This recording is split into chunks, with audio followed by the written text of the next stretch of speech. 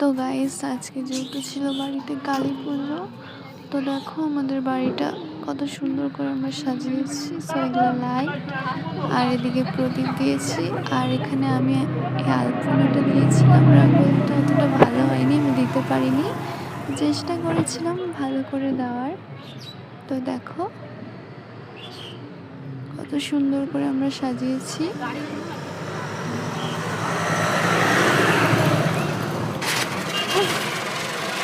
আর এদিকে আমার বাবা এগুলো জ্বালিয়ে দিচ্ছিল, এই বাজিগুলো। আমি তো এগুলো ফেরাতে পারি না, আমার ভীষণ ভয় করে।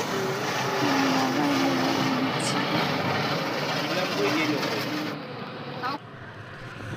তো তোমাদের কেমন লেগেছে আমার এই ডেকোরেশনটা আমাদের বাড়ি, একটু জানিও। আর তোমাদের কেমন কাটলো পুজোটা এটাও জানিও। হ্যাঁ, টাটা।